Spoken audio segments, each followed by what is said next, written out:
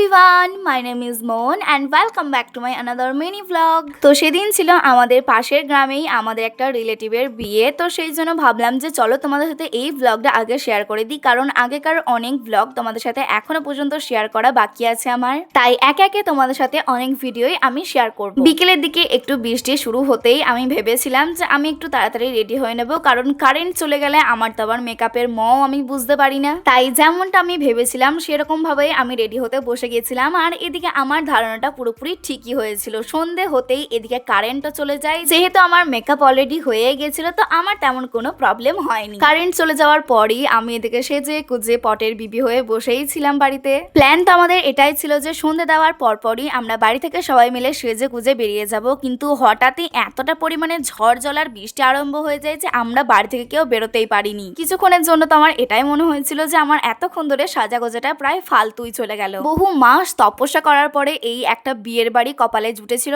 তাও আবার যদি সেটা ঝড় জলের কারণে ক্যান্সেল হয়ে যায় তাহলে কেমন রাগটা লাগে বলো তো। যাই হোক, সন্ধ্যে থেকে সেজে কুজে 9টা পর্যন্ত বাড়িতে কাটানোর পরে এদিকে দেখি ঝড় বৃষ্টি বেশ ভালোই কমে গেছে। তো সেই জন্য আমরা এদিকে বেরিয়ে পড়ি গাড়ি নিয়ে আমাদের বিয়ের বাড়ি যাওয়ার উদ্দেশ্যে। কিন্তু এখানে এসে যা দেখি আমার তো মনে হচ্ছিল যে বাড়িতে সেজে গুজে এর থেকে বসে থাকাটা অনেকটা বেশি সেফ ছিল আমাদের জন্য।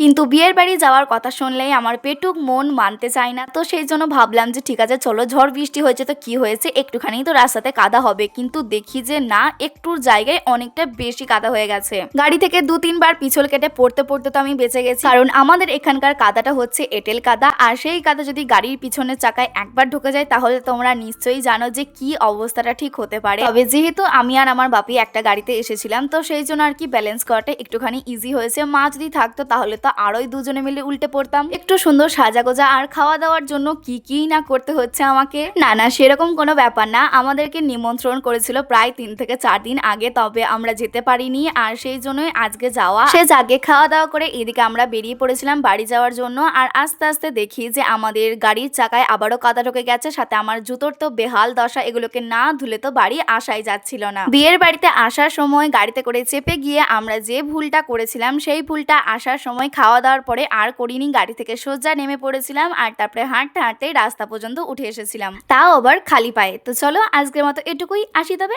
টাটা।